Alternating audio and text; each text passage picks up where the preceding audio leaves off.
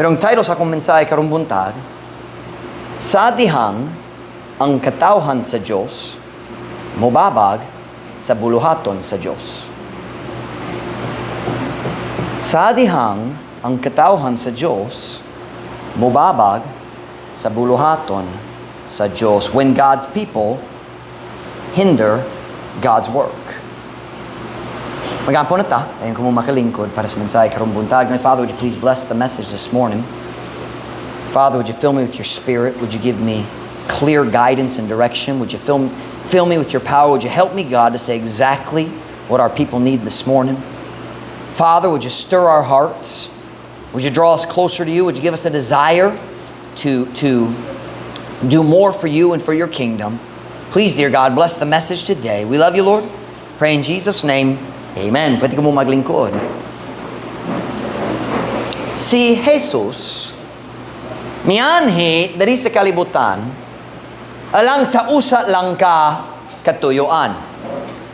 Sa Luke chapter 19 verse 10, makita na to ang pulong. For the Son of Man, siyempre si Kristo, for the Son of Man is come to seek and to save that which was lost.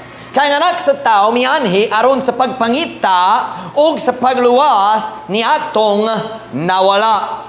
Siyempre, samtang si Kristo nagkinabuhi diri sa kalibutan, na siya'y daghang lain gibuha. Apan naa siya'y usa lang ka dakong rason nga mianhi siya diri sa kalibutan. Mianhi siya sa kalibutan aron mo patuman sa plano sa Dios alang sa atong kaluwasan. Ang tanan lain buhat niya mga sideline lamang. Wala siya mianhi aron maghimo sa milagro. Kanang natural result ang Diyos naglakaw ban sa tao, ang natandog yang kasing-kasing o ang mga buluhaton niya, ang mga buhat niya nagpruweba sayang pagka-Diyos, pero dili kanang katuyuan. Wala siya mianhi aron mo pagkaon sa 5,000 people sa one time o 4,000 sa lain. Mianhi siya aron mo patuman sa plano sa Diyos para sa atong kaluwasan. That is why He came. Turn with me to Revelation chapter 13 verse 6. I'll read verse 6 nga to sa verse 8. Verse 6 and 7 and part of 8 are talking about the Antichrist. That's very important. Kailangan tayo makasabot niya na kining mga verse na kasturi kabayan sa Antichrist siya nga mag-control sa tibok kalibutan diya sa panahon sa Great Tribulation. But I just want you to see the end of verse 8. Pero atong basahon ng verse 6 ug 7 arong klaro ang tanan. Revelation chapter 13 verse 6. Kung nasa amen. And he opened his mouth in blasphemy against God, to blaspheme his name and his tabernacle, and them that dwell in heaven. And it was given unto him to make war with the saints, and to overcome them. And power was given him over all kindreds and tongues and nations. So kini ang Antichrist, kiyatagan siya og gahom, ibabaw sa tibok kalibutan. Verse 8. And all that dwelt upon the earth shall worship him, whose names are not written in the book of life of the Lamb. Watch now. Of the Lamb. Who is the Lamb of God? Kinsang karnero sa Diyos? Jesus Christ. Whose names are not written in the book of life of the Lamb slain from the foundation of the world.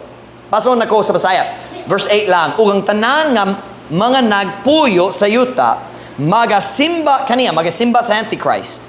Kang kansang mga ngalan, wala na hisula sa basahon sa kinabuhi sa nating nga karnero. Watch, nga gipatay gikan sa pagkatukod sa kalibutan. What does that mean?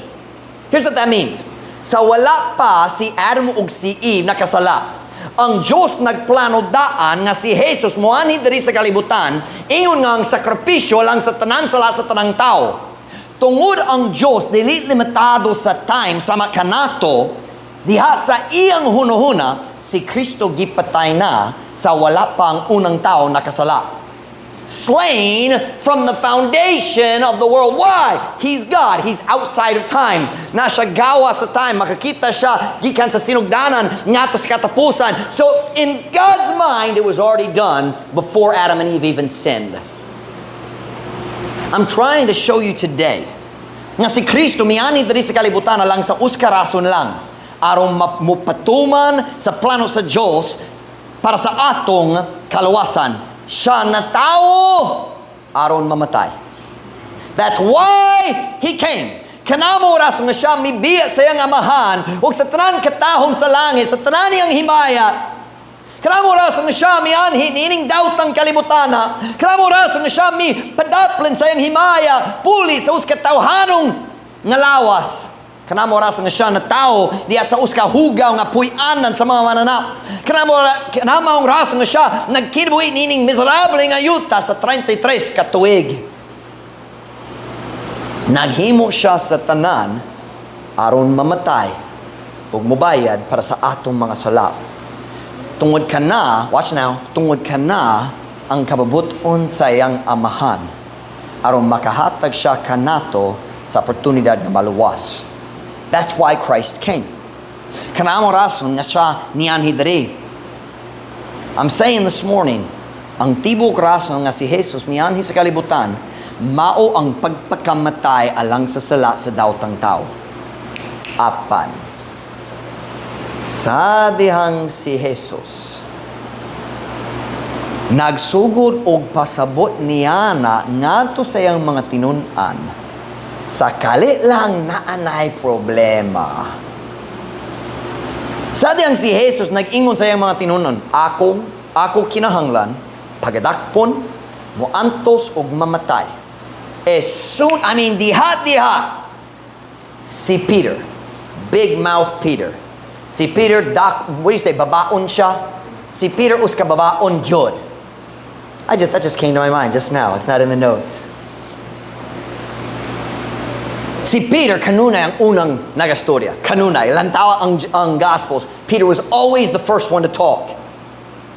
Ug sa diya si Kristo nagingon, padulong ko sa Jerusalem aron dakpon og muantos og mamatay. Diretso si Peter naghunahuna. Diretso siya nag-interrupt because he believed that his plan, watch me now, he believed that his plan was better than God's plan. Si Peter diretso nagbadlong sa Ginoo. Ako mamatay. Ayaw na lang! Kaya nga naman, naghuno-huno siya nga ang iyang plano mas mayo kaysa plano sa Diyos. Let's just be honest. Dili ba ka na ang natrong nga kinaiya sa tao hangtod karon? Ang Diyos naglaraw na sa iyang plano sukat sa sinugdanan sa kalibutan. Apan kung kita moabot na nining kalibutan na, sa walay klarong rason kita diretso maghuno-huna nga mas maayo ang atong plano kaysa iyaha nga nagsugod diya sa sinugdanan sa kalibutan. God has a plan that goes from here to here. Dayon kita moabot sa tunga-tunga sa plano, ang atong gamay kayo nga bahin sa iyang tibok dakong plano ug diretso ta maghuno-huna mas maayo akong gamay nga plano kaysa iyang dakong nga plano. Isn't that human nature? Dili ba ka na ang garbo sa tao? Kaya sa story atong gibasa ganiya, si Jesus nangatangat sa iyang mga disciples, "Whom do men say that I am?" He said, hey guys, nakupungatanan ninyo, kamo na ka doon sa pagtabi-tabi sa mga tao na nagpalibot ka na to? He says, sa huna-huna sa mga tao, kinsa man ko? Mga disciples nagtubag ang uban, naghuno-huno nga ikaw si John the Baptist na banhaw, nailain naghuno-huno nga ikaw si Jeremiah or usa ka laing propeta sa Old Testament. Jesus said, good, okay, sige, nakasabot ko. Pero nako pangatana, unsay inyong huno-huna? Who do you think I am? Sumala sa imong huno-huna, kinsa man ko? Ug syempre, kinsang unang nagtubag? Si Peter gyapon. Si Peter diretso mitubag diya sa verse 16. Get your Bibles. Let's go to it. Matthew chapter 16, verse 16. I told you we'd read some of it in English. Matthew chapter 16, verse 16. Let's look at it. Si Jesus nangatana, kinsa man ko sa inyong huno-huna? Si Peter ang mitubag. Matthew 16:16. Kunana sa amen?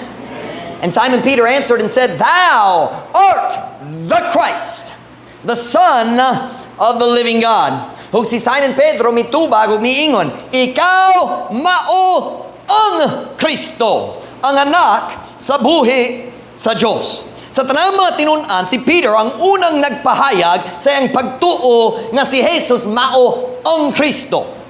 Ang Kristo nag-story kabahin sa promised Redeemer gikan sa Old Testament, sa tibok Old Testament. Ang Diyos mihatag sa daghang saad nga mupadala siya sa manluluwas sa kalibutan. Kana nga manluluwas mga anak sa Diyos, pero matao siya moangkon sa tawhanong lawas all through the Old Testament. Ug kana nga tao gitawag the Messiah in the Old Testament, sa Hebrew Messiah, sa New Testament gitawag Kristo.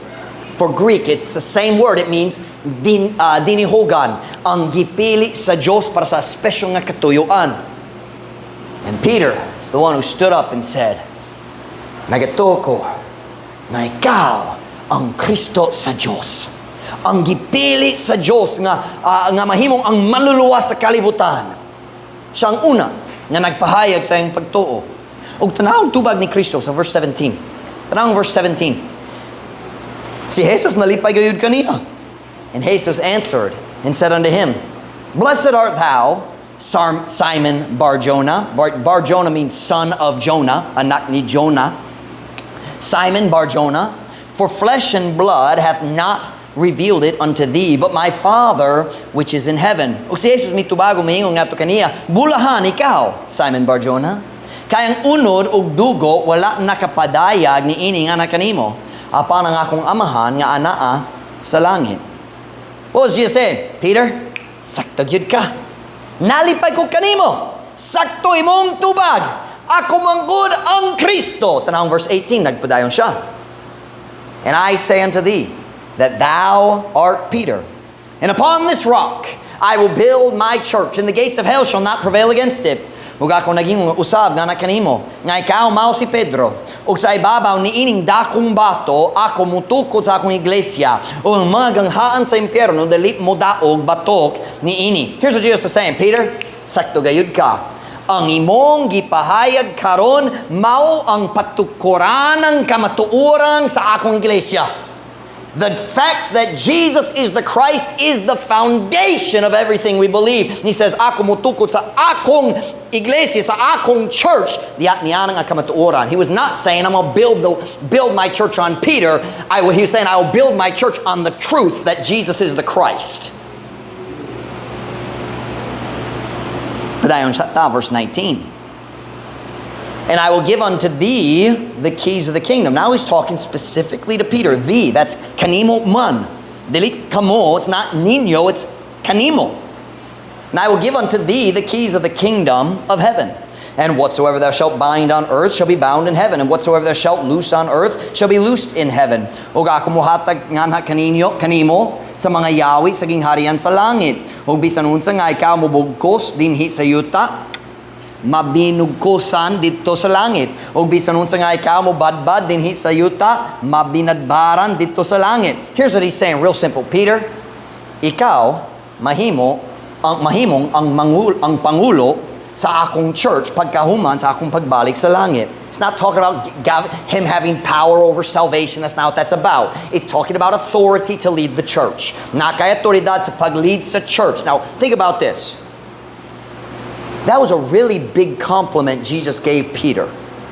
He was not calling him the Pope. Don't be confused about that. But it was a big compliment. Si Peter ang gipili sa Diyos ni Jesus nga mahimong ang unang pastor sa Jerusalem. Kinsa nagwali sa Pentecost? Kinsa man nagwali sa Pentecost? Si Peter manggod. Sa diat 3,000 people naluwasog ng gipabaptismohan. Si Peter manggod. Siya ang pangulo. And Jesus was announcing, Peter, you're the one I'm choosing to lead the church when I'm gone. But think about it. Can you imagine proud Peter when he hears this?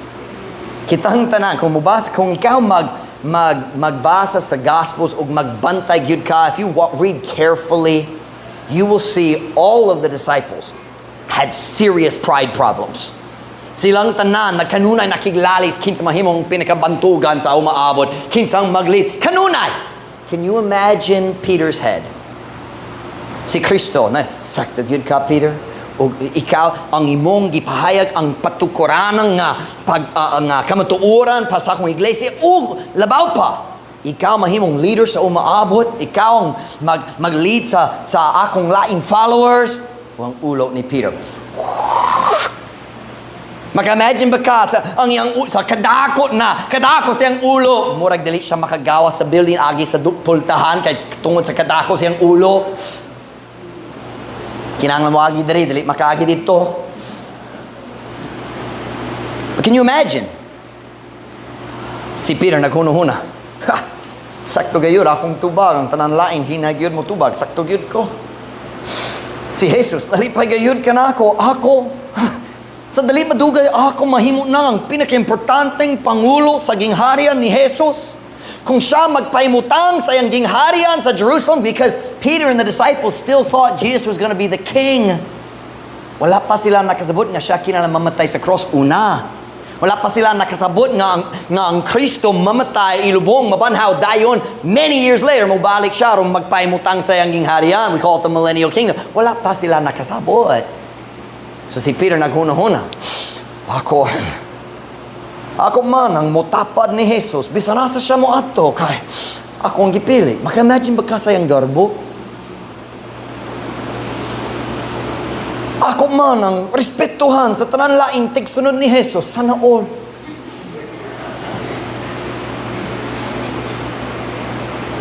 Sa dalit madugay, ako ang Pangulo. Maka-imagine. Hey, listen to me. Ang mga tao sa Biblia, pareho gayud ka na to. Dahil mapagharbohon. Apan, sakali lang si Jesus nag-usob sa ilang hilisgutan. Peter probably won. But dayon ta mag-story ka ba ini? Ganahan ko ni ini. We say in English, stroking his ego. Pero si Kristo kalit lang nag-change sa hilisgutan. Tanang verse 21. Matthew 16:21. From that time forth. Gikan niato nga panahon. From that time forth began Jesus to show unto his disciples how that he must go unto Jerusalem and suffer many things of the elders and chief priests and scribes and be killed and be raised again the third day. Gikan niato nga panahon, misugod si Jesus. Notice, misugod si Jesus sa pagpakita ngato sa iyang mga tinunan. Nga siya, kinahanglan gayud mo ato ngato sa Jerusalem ug mo anto sa daghang mga butang sa mga katigulangan ug pangulong mga pare ug mga skriba ug pagapatyon ug pagabanhawon sa ikatulo nga adlaw. Kini man ang first time nga si Jesus naghiskot ni ining bahina sa plano sa Dios. Naghula siya hangtod ang mga tinunan nagatuo na gayud nga siya ang Kristo nga gisaad sa tibok Old Testament. Naghula siya hangtod sila gi-convince na gayud. Dayon diretso nagsugod siyang mupakita kanila sa iyang tinud nga katuyuan. Mianhi siya ron mamatay. Gikan niadto nga panahon misugod siya mupasabot nila. Pero naay problema. Kana walay labot sa hunahuna ni Peter ug ang lain mga disciples. Abi nila nga si Jesus mianhi aron mopahimutang sa iyang gingharian dito sa Jerusalem, aron mopahawa sa ilang kaaway ang mga daotang Romans. Kana ilang gihunahuna.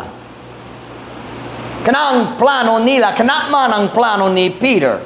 Si Jesus magpaimutang sa iyang gingharian, hug ako ang iyang right-hand man. Ako ang nagtapad kaniya bisanasa. Ako ang respetuhan sa tao. Kana ang plano ni Peter. Pero ang problema, dili kana ang plano sa Diyos. Tanawa, unsay gisulti ni Peter ngato ni Jesus. This is an amazing verse. Look at verse 22. Then Peter took him and began to rebuke him, saying, Be it far from thee, Lord. This shall not be unto thee. Unya si Pedro, mipugong kaniya, og misugod sa pagbadlong kaniya. Nga nagiingon, ipalayo kini gikan kanimo Ginoo. Kini dili mahitabo nga na kanimo. Did y'all see that? Si Peter nagbadlong sa Ginoo. Makatuba ka niya na? Let's just be honest. Kita man maghimo sa pareho gayud nga butang. Di ba? Kung ang kamatuoran mo danga na sa atong hunuhuna nga ang plano sa Dios lahik gayud sa ato ha, unsay atong buhaton? Magsulay tang makiglalis kaniya, di ba? Have you ever argued with God? Sugod na baka nakiglalis sa Ginoo? Huna-huna. Diri na Ginoo. Nagplano siya sa sa tanan gikan sa sinugdanan sa kalibutan hangtod sa katapusan. O kita moabot. O nanay atong kaugalingon plano para sa atong kaugalingong kinabuhi. O ang Diyos mo sulti, ayaw na lang kini akong plano. O kita, what can I say, mangahas nga makiglalis sa Ginoo. Nasabtan niyo yung batanong mangahas? We dare. Pagagna, wong gayud. Dili, Ginoo, sayop ka. Mas mayo akong plano. And God says, hold on. Ang imong kinabuhi, usa lang ka gamay nga bahin sa akong dakong plano. All you can see is one piece of the puzzle.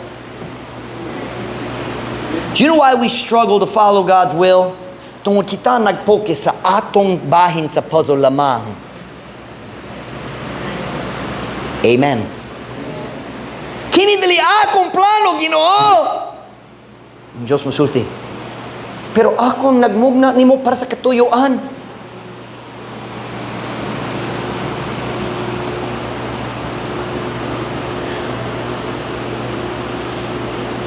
Why do we argue with God? Ngano man kita makiglalis sa Ginoo? Tungod kay nagatuo ta nga ang atong plano mas mayo kaysa iyaha.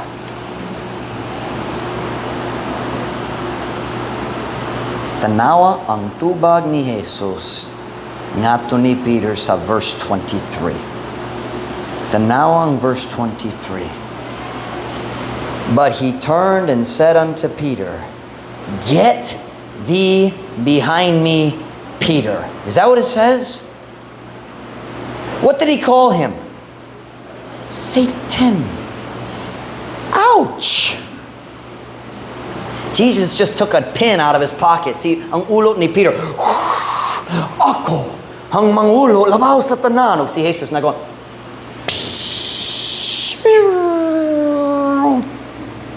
has God ever done that to you? Magsugod ka, mag-uswag diha sa pagpangalaga sa Ginoo. God goes, Get thee behind me, Satan! Thou art an offense unto me. For thou savorest not the things that be of God, but those that be of men. Kanang pulong offense can be translated as kapandulan, a cause of stumbling. So sakto ang ilang gi-translate diri nga babag. You put a stumbling block in front of somebody aron mapandol siya, dili makapadayon diya sayang paglakaw.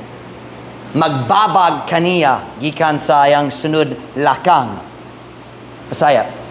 Apan siya milis so miingon ngadto ni Pedro, palayo ka kanako Satanas. Get thee behind me means get out of my way. That's what it means. Get thee behind me means get out of my way. Undangi ang pagbabag nako. That's what it means. So gi-translate, palayo ka kanako Satanas. Ikaw uska babag nganhi kanako. Kay ikaw walay kahimuot sa mga butang nga iya sa Dios sa pankadtong iya sa mga tao. Iyang gitawag si Peter nga Satanas. Bago pa siya na, good job, Peter, sakto mong tubag. Yes, sakto gayon. Satanas, huy! Don't get mad at me. Si Jesus ang nagsulti. Do you know what he's saying? Hey, Peter,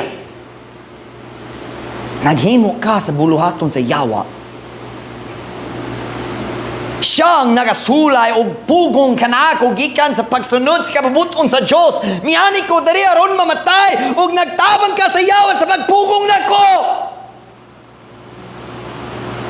Peter, imbis sa pagtabang kanako, ikaw man ang gigamit sa yawa sa pagbabag kanako gikan sa akong katuyuan diri sa kalibutan. Just 2 minutes before, sakto gyud, Peter. Bright kaayo ka. Ikaw ang future leader sa akong church. Ug karon, si Jesus nagtanaw kaniya og nagingon, sama gyud ka sa yawa. Ikaw ang babag kanako. Pagkatingala sa hunahuna, ang mga tao sa Diyos, walay pagduda si Peter na igugma ni Jesus. Walay pagduda. You say, well, Pastor Mike, si Peter naglimod ni Jesus. Yes, pero siya lamang nagkuha siyang espada. Ready na gyud siya mamatay. Wala siya naglayas hangtod si Kristo nagyon hipos ang espada. Naigugma gyud siya ni Jesus. Pero hunahuna, sumala niini nga verse, ang mga tao sa Diyos makababag sa plano sa Diyos. Did you hear that? We as children of God have the power to hinder God's work in this world. Lusod nga makatuo pero tinudyapon.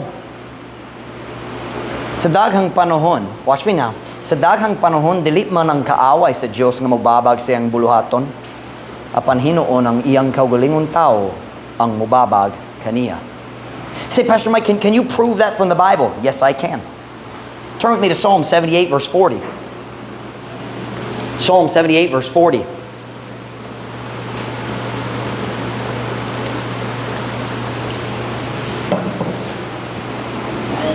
Psalm 78, verse 40 and 41. Kunana say amen? How oft did they provoke him in the wilderness and grieve him in the desert? Yea, they turned back and tempted God and limited the Holy One of Israel. Pagkadaghan sa panahon nga sila mihagit kaniya diha sa kamingawan ug mipasubo kaniya diha sa deserto. Oo, sila misibog ug mitintal sa Dios ug gilimitahan ang balaan sa Israel. There's a couple things we need to explain. Number one, ang balaan sa Israel kana ang title sa Ginoo. He's called the Holy One of Israel. Pero napailaing kinahanglan ko mohiskot. Usahay ang pulong sibog gigamit diya sa Biblia alang sa pag-atras. Atong gamitong karon, at least diri sa dapitan, atong mo gamit sa sibog para sibog gamay. Ispog na, ispog. Di ba? Pero sa Biblia, ug sa binasaya.com, ang pulong sibog usahay nagpasabot mag-retreat, mag-atras. Ug kanang paagi gigamit dere. Sila mi sibog. Sila mi atras. Ug mitintal sa Dios. Kini nagastorya kabayan sa panahon ng Diyos nagplano nga mohatag sa tao sa Israel, sa Yuta, sa Canaan, gitawag ang promised land, ang Yuta nga gisaad. Apan sila naghimo sa decision pinagi sa kahadlok og miatras imbis sa pag-abante. God said go in. Ang mga spies misulod og naghingon, ang spies misulod 40 days dayon mibalik maghingon nindog yun ang bunga pero dakog yun ang mga higante. What I chance sa mapildig yun ta mamatay kitang tanan kung kita magatake nila. Ug sila mi sibog mahadlok na og miatras gikan sa kababuton sa Dios.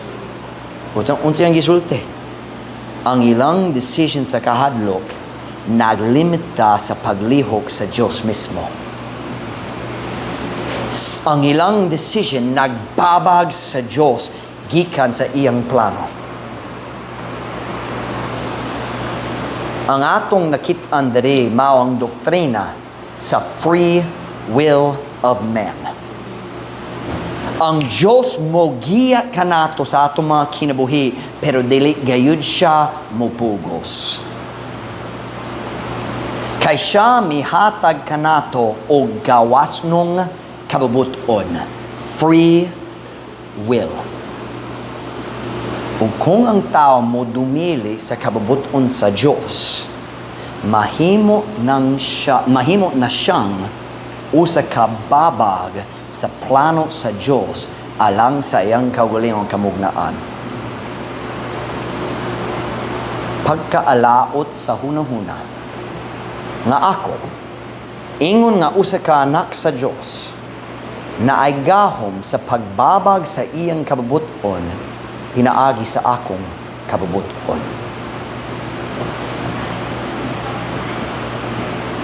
You say, well, Pastor Mike, God is sovereign. Yes. Ug ang sovereign God mihatag kanato sa free will. This morning, I want to ask a simple question.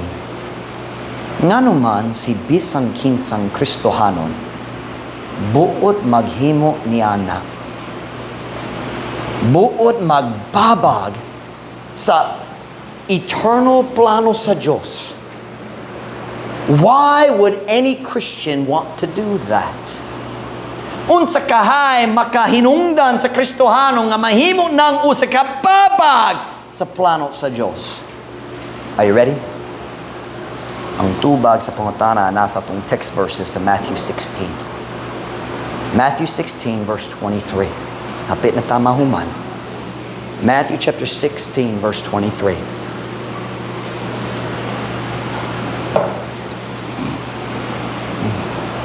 Matthew chapter 16 verse 23.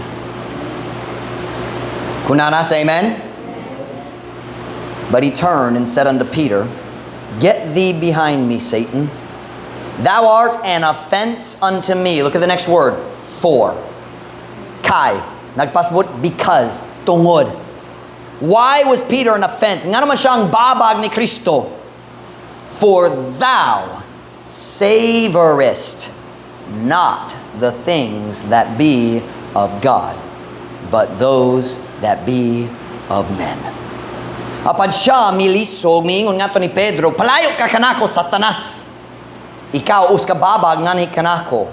Kay, ikaw walay kahimuot sa mga butang nga iya sa Diyos, apan katong iya sa mga tao. Pedro! Satanas! Ikaw usa ka babag kanako, tungod na higugma ka sa mga butang ni ining kalibutana. When do Christians hinder the work of God? When we love the things of the world. Ngano man kita makilali sa Ginoo, tungod na higugma ta sa mga butang nga isip bililhon ni ining kalibutana.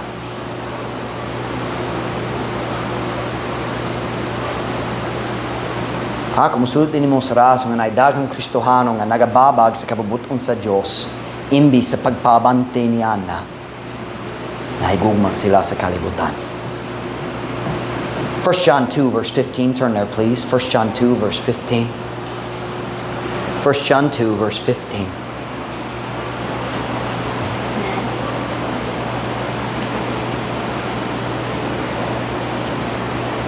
First John 2:15. Kung nana say amen. Love not the world, neither the things that are in the world. If any man love the world, the love of the Father is not in him. Ayaw higugma ang kalibutan, ni ang mga butang nga anaa sa kalibutan. Kung nadunay tao nga naghigugma sa kalibutan, ang gugma sa amahan wala diya kaniya. So unsa man gud ang anaa sa kalibutan? Tanawang verse 16. For all that is in the world, the lust of the flesh, and the lust of the eyes, and the pride of life, is not of the Father, but is of the world. Kaya ang tanan nga nasa kalibutan, ang pangibog sa unod, o ang pangibog sa mga mata, o ang garbo sa kinabuhi, dili iya samahan, apan iya sa kalibutan. What does that mean? The lust of the flesh, the lust of the eyes, and the pride of life. You know what I was talking about? Lust of the flesh. Kanang kalingawan. Ang mga butang magpaimot sa mong unod. Kalingawan. Bisyo, cellphone, mobilisyon, kana nga klase sa butang. Ang tanan, siyempre ang tanan sexual sins, tanan niya na pod. The lust of the flesh, kalingawan. The lust of the eyes, kabtangan. Ikaw mo kita o magtinguha. The pride of life, katungdanan. Mga position, di in respetuhan ka sa tao. Unsang kalibutan makahatag kanimo? Kalingawan, kaptangan, katungdanan, pero walay kalipayan. So ako mga tanan nimo karon, nahigugma ba ka sa kalibutan? Naghimo ba ka sa mong mga decision gibase sa pleasure? Unsang maghatag nimo og mayong feeling? Maghimo ba ka sa mga decision based on kaptangan, or more specifically, kwarta? Maghimo ba ka sa mga decision gibase sa katungdanan, or could we say career?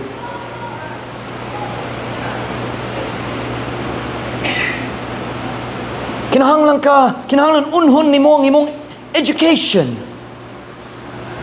aron makakuha ka sa katungdanan. Let's just be honest. The worship of education is about money and respect of men. That's why we worship education. Are you listening?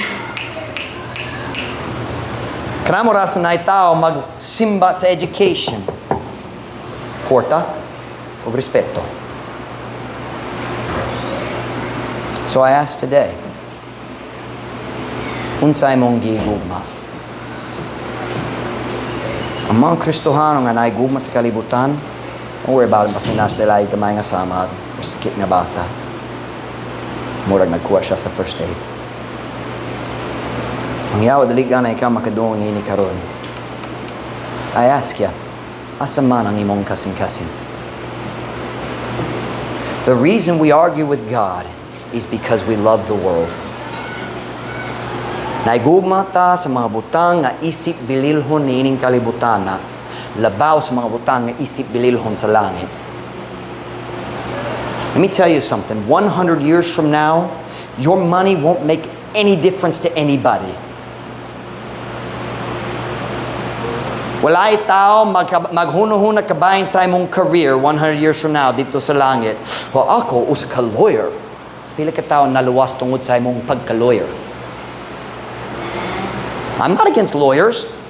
We need some Christian lawyers. And lawyers make money, and God's business needs money. I'm not against making money, but that's not going to matter in 100 years unless you use it for God's kingdom. Unsa imong degree, it ain't going to matter in 100 years. Kung ikaw mo tindog atubangan ni Kristo, dali siya mga tana, unsa imong degree? Unsa imong gibuha para sa akong gingharian samtang buhi pa ka? Kana rang importante. So I ask, asa ang imong kasing-kasing? First, let me read you 2 verses. Ako ray mo basa. Colossians 3:1. If ye then be risen with Christ, seek those things which are above, where Christ sitteth on the right hand of God. Set your affection on things above, not on things on the earth. Nan, kung kamo nabanhaw na uban ni Kristo, pangita katong mga butang nga atwa sa itaas. Diin si Kristo nagalingkod sa tuwa nga kamo sa Dios. Itumong ang inyong pagbati sa mga butang sa itaas. Dili sa mga butang sa yuta. Karong buntag ganahan kong muhagit sa among church. Itumong ang imong pagbati sa mga butang sa itaas. I'm not trying to tell you I know God's will for your life. But I'm saying you won't follow God's will if you love the world. Usahay kita mo kanta sa song, nagpili ko, nga di na madani sa kabtangan siyuta, kanang butanga nga mas taas pa, sundon ako kana. Ako magadali ngadto sa Ginoo, Jesus manluluwas ko, moduol ko nimo. I like the first line of verse 5. Nagpili ko o kinsay mo kuyok. Good question. Kinsay mo kuyog, ako mo tubag, sila nga magtumong sa ilang pagbati sa mga butang sa itaas. Sila ang kuyog. How about you? Kinsay mo ha? Walay Kristohanon diri mo ni mata ganiyang buntag naghuno-huna. Ganahan ko mo babag sa kapabuton sa Dios karon. Wala gyud. So I have a question, nga naman ikaw makiglali sa kapabuton sa Diyos? His ways are higher than ours. Naay mga butang nga mas bililhon kaysa kalingawan, kabtangan, ug katungdanan ni ini nga kalibutan. Let's set our affections on things above. When every head bowed, every eye closed, tugon na mga ulo, mga mata.